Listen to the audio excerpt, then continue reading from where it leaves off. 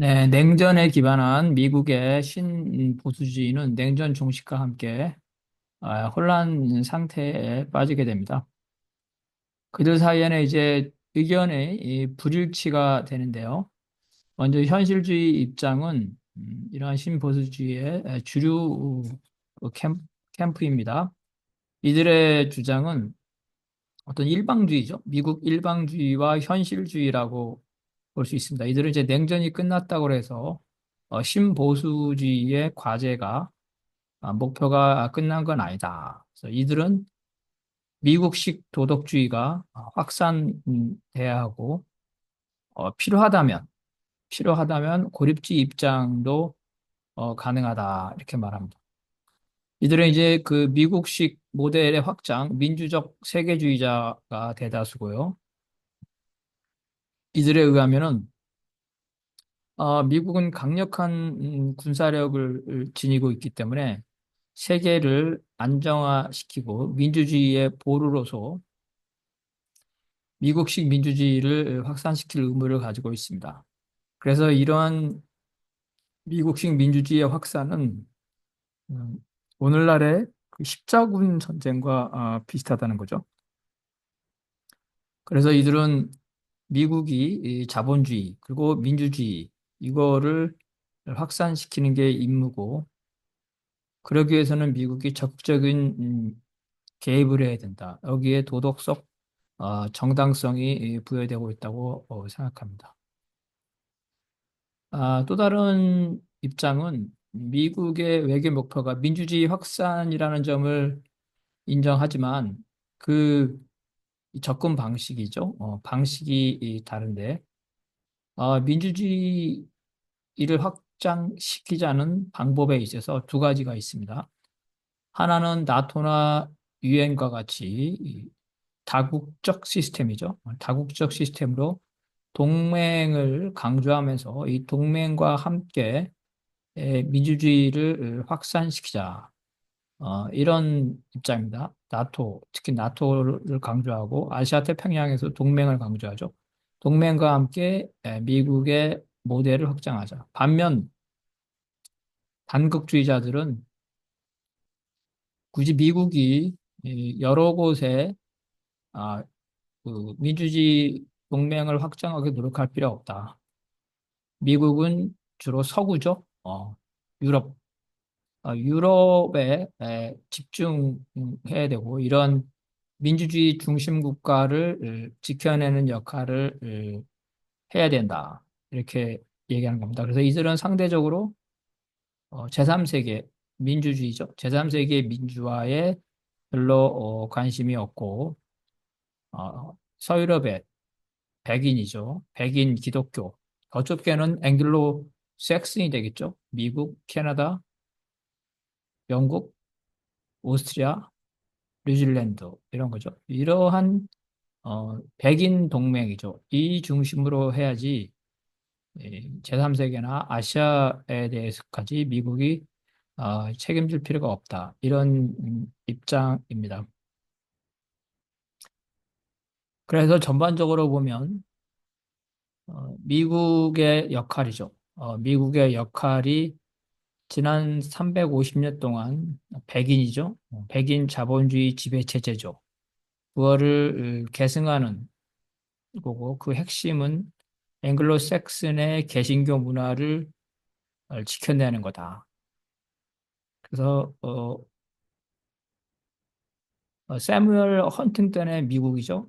사뮤엘 헌팅턴의 미국이 바로 이러한 것을 주장합니다.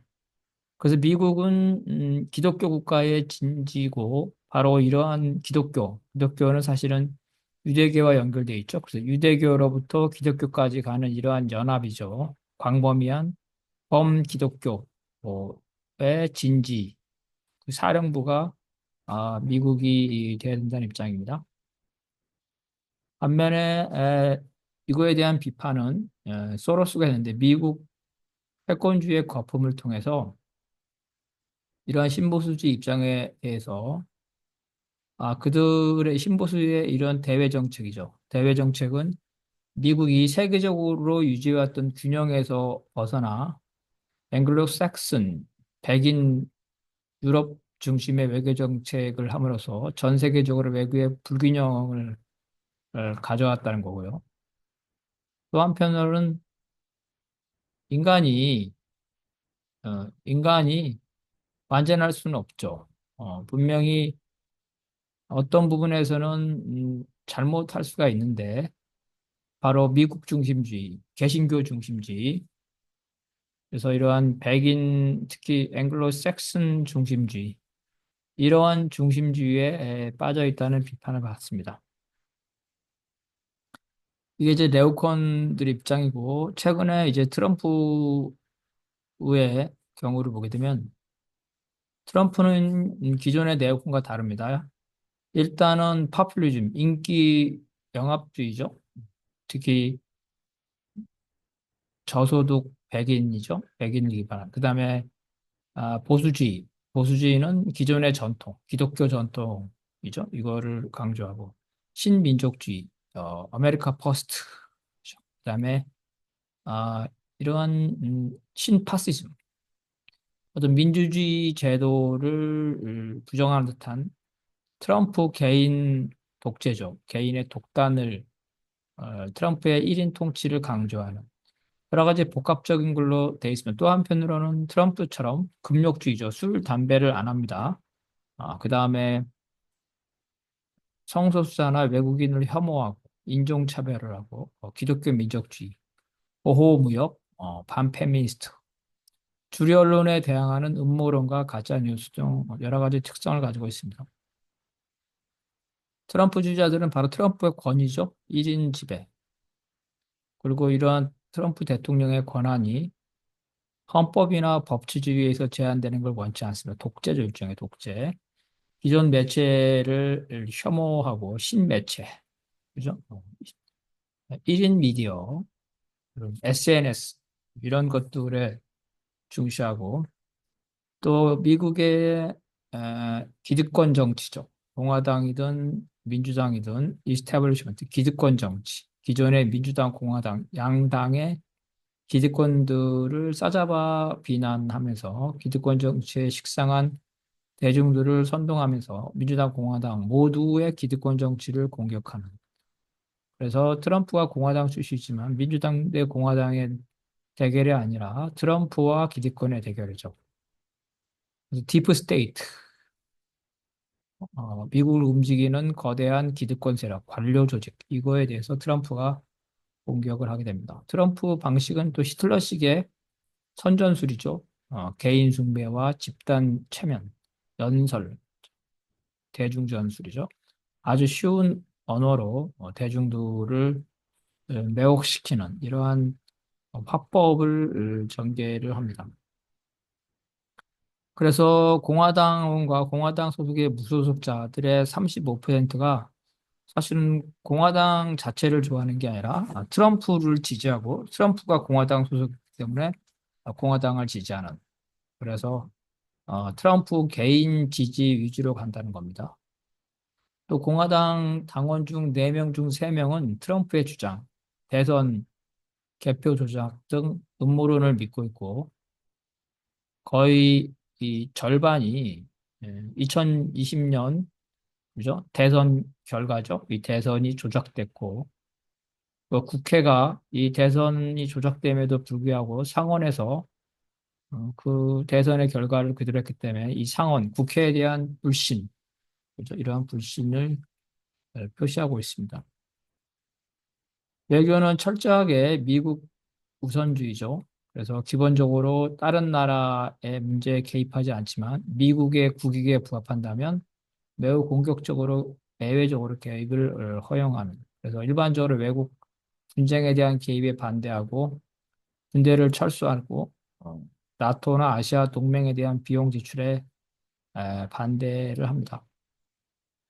동유럽이나 대만이나 한국 등 외국에 개입할 때는 상대방에게 또 분명한 대가를 요구를 합니다. 미국에서는 굴뚝 산업이 사형 산업인데 이걸로 인해서 백인 노동자가 많은 피해를 보고 있는데 바로 이런 굴뚝 산업을 지켜내겠다면서 굴뚝 산업의 자본가와 노동자들로부터 지지를 얻고 있습니다. 일종의 백인 블루 칼라죠.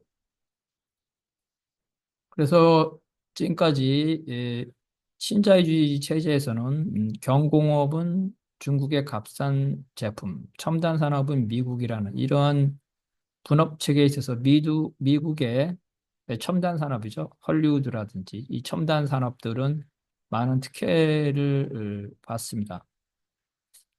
이들은 기득권도죠. 반면에 굴뚝산업, 자동차 공장이라든지 이런 굴뚝산업, 그 다음에 어, 석유 채굴, 그죠? 석유를 채굴하는 이러한 것들, 이러한 전통적인 산업의 종사자들은 피해를 보고 있습니다. 그래서 이러한 전통적 산업의 종사자, 백인 블루 칼라들이 이러한 국제 분업에 반대하면서 바로 중국이나 한국의 값싼 제품이 미국의 일자리를 뺏고 있다고 보고, 트럼프는 바로 이 부분을 파고들었습니다. 그래서 미국을 다시 한번 위대하게 하자는 이러한 그죠? 마가라는 아, 트럼프의 이러한 구호죠. 이런 구호가 바로 신자유주의 체제에서 피해자인 백인 노동자를 중심으로 한 구산업 계층에게 어, 엄청난 인기를 얻으면서 전통적으로 블루 칼라가 민주당 지지자였는데 바로 이 민주당을 지지했던 블루 칼라들을 트럼프가 공화당으로 끌고 오는 그러한 역할을 하게 됩니다. 그래서 미국의 세금으로 세계 경찰의 지위를 강화하기보다는 미국의 국내 문제, 미국의 경제력을 강화하자 이러한 주장이 바로 미국에서 산업적으로 피해를 보고 있는 블루칼라 백인 노동자에게 많은 동의를 받습니다. 유럽에서 중동 전쟁에 따라서 난민이 엄청나게 들어왔죠. 그래서 이 난민이 들어옴으로써 일자리를 빼앗기거나 아니면 난민에 의한 범죄, 그리고 종교죠. 주로 이슬람이기 때문에 종교 분쟁 때문에 외국인 혐오증이 증가하는데 마찬가지로 미국에서는 전쟁을 위한 난민이 아니라 중남미죠. 중남미의 사회적, 경제적 이러한 혼란으로 인한 난민이 미국에 유입하게 되면서 외국인 혐오증이 증가를 하게 됩니다. 이주민과 불법 체류자는 저임금 노동시장에서 가난한 백인과 경쟁하기 때문에 저학력 백인들은 국경 봉쇄를 요구하는데 바로 트럼프가 이 점에서 강경책을 쓰면서 백인 노동자의 지위를 얻고 있습니다. 그래서 애국인 혐오증은 유럽과 미국에서 똑같이 나타나는데 그 원인만 다를 뿐이다. 그리고 기존에 이민이나 외국인 노동자에서 온정적인 태도를 보이던 라틴 계열이죠. 자기 자신들도 중남미 출신이. 그렇지만 이 라틴 계열이 이제는 미국에서 시민권을 얻고 미국의 기득권에 편입되면서 미국 백인 노동자 같이 보수적인 입장을 취하면서 무분별한 미국의 이민 정책에 반대하게 자기 자신이 이민자 출신임에도 불구하고 이제는 자기 자신을 기득권으로 생각하면서 이민 정책에 반대하는 이렇게 되게 됩니다. 또한 트럼프는 미국의 개신교, 기독교 전통을 옹호를 하면서 백인, 기독교, 육체 노동자가 트럼프의 지지 기반이 됩니다. 2016년 출구조사에서 유권자의 26%가 자신을 백인, 복음주의 기독교인으로 식별했으며 이들 중에 4분의 3 이상이 트럼프를 지지했습니다. 이러한 트럼프주의는 중남미에서도 널리 퍼졌는데요. 일종의 스트롱맨이죠. 강한 리더십, 그리고 새로운 민족주의, 이러한 것들이 브라질이라든가 네덜란드라든가 터키라든가 헝가리라든가 남아프리카, 일본이라든가 아르헨티나라든지 심지어 한국의 윤석열도 영향을 받아서 이러한 파퓰리즘, 반공, 남성 가부장제, 그리고 주류 세력에 대한 비판, 주류 언론에 대한 비판 이런 부분에서 트럼프에 유사하다. 뭐죠? 그래서 지금 윤석열 지지자들은 트럼프가 하는 행동 그대로 받아오고 있습니다. 바로 이제 중국에 반대하고 부정선거가 있다는 거하고 주류 언론을 믿지 않고 SNS나 개인 매체를 믿는 이런 것들이 유사성을 보이고 있습니다.